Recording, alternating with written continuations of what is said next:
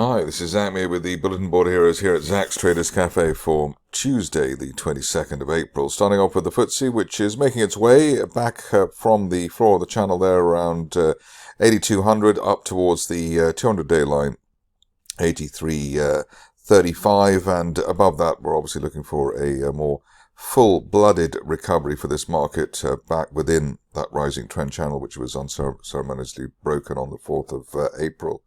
But above 8,200, link with the 200-day line, and then hopefully towards that 50-day moving average and the pre-tariff breakdown support zone of 8,500 to 8,550. RSI, the only missing ingredient at the moment, still below neutral 50, so unless we get an end-of-day close above that, it could be the case that some people still are selling into strength rather than buying dips. Moving on to the DAX, which after breaking a resistance line there from last month has been rather flabby, still getting stuck around that 21,300 level. And while that is the case, and while we're below RSI 50, still have the chance of a pushback down towards the 200-day line near 20,000. Best case is that we get through 21,300 and hit the 50-day line at 22,200. But at the moment, this market seems a little bit reticent.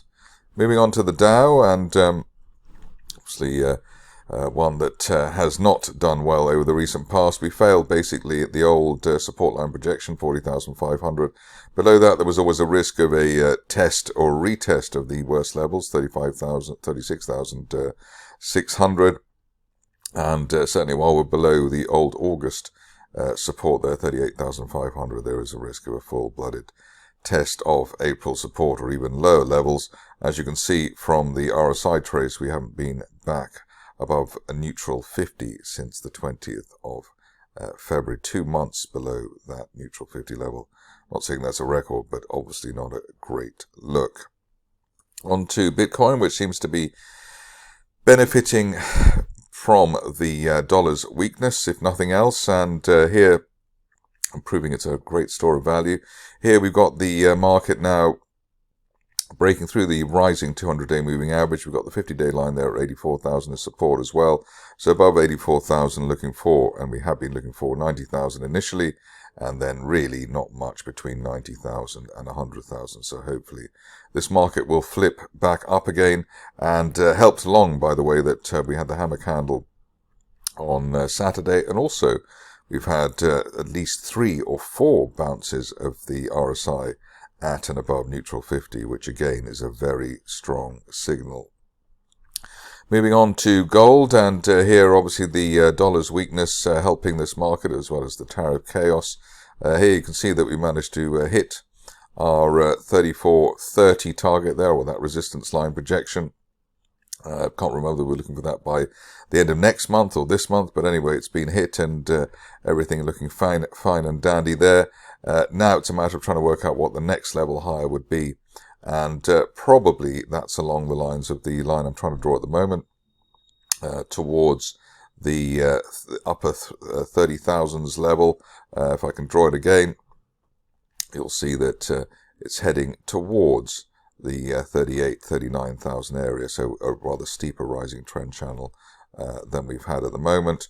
The floor of the channel probably along the lines of what I'm attempting to draw now, which would be in the 31 to 3200 zone, and as long as we're above that, then we're still looking for further upside, but we'll try and finesse that makeshift channel rather by tomorrow. But it looks as though we should at least hold above that old peak, the initial April resistance there around 3160, and then potentially head higher towards the the 4,000 zone, basically 38 to 3900.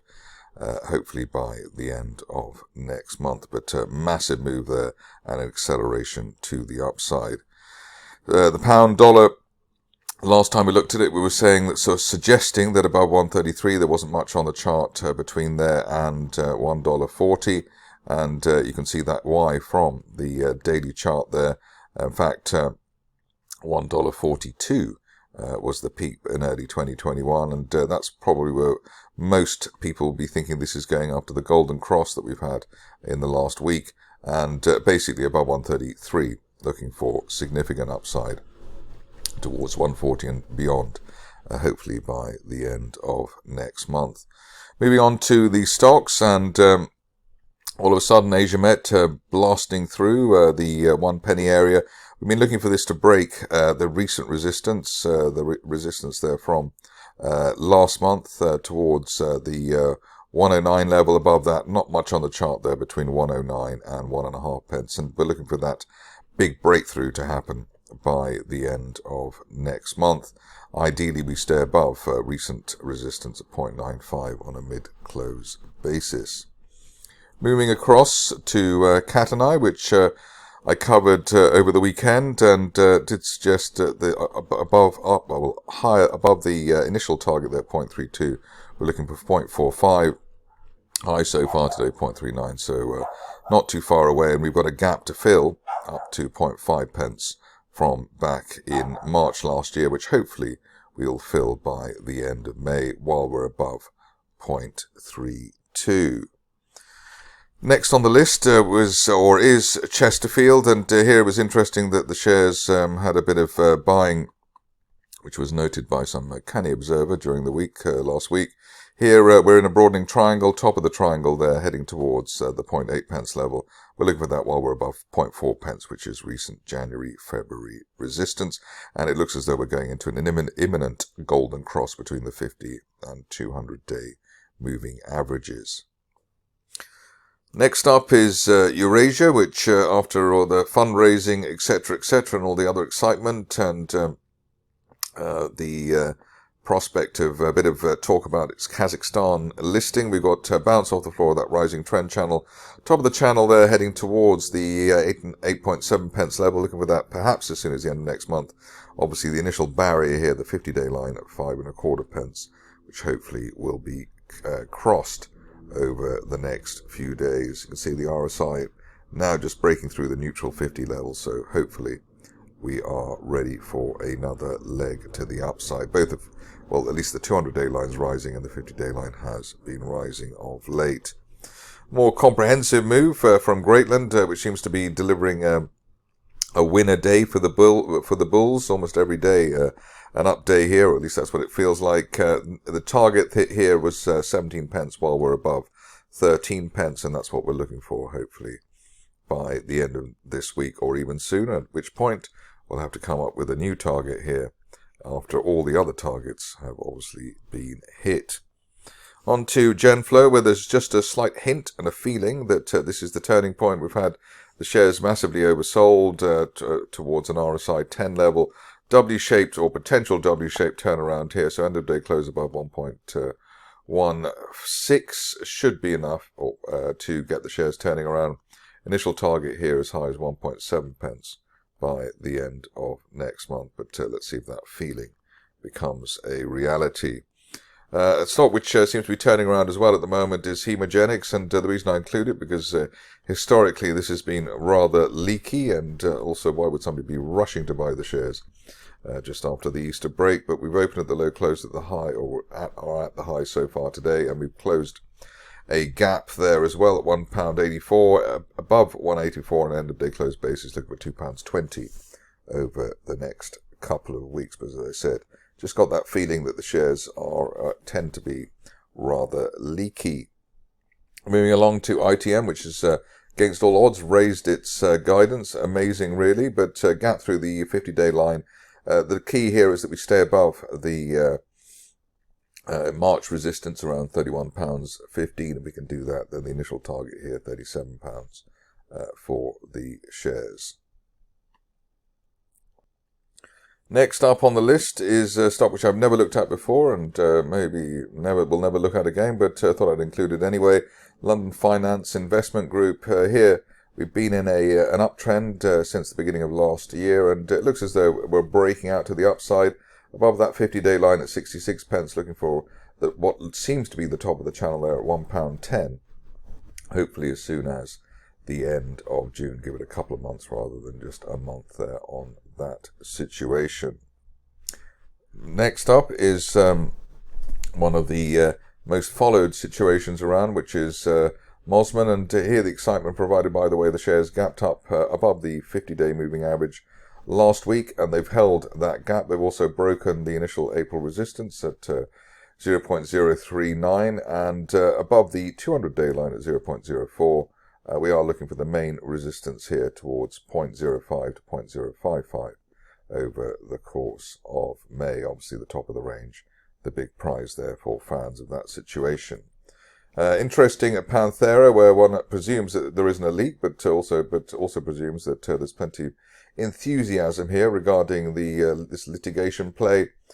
Top of the channel there, up to 18 pence, which we're looking for by the end of next month, while we're above recent March resistance at 13 pence. So that, along with the multiple bounces at RSI 50 in the recent past, suggests that these shares are finally on their way, and from memory they've already raised their money, at least for the short term.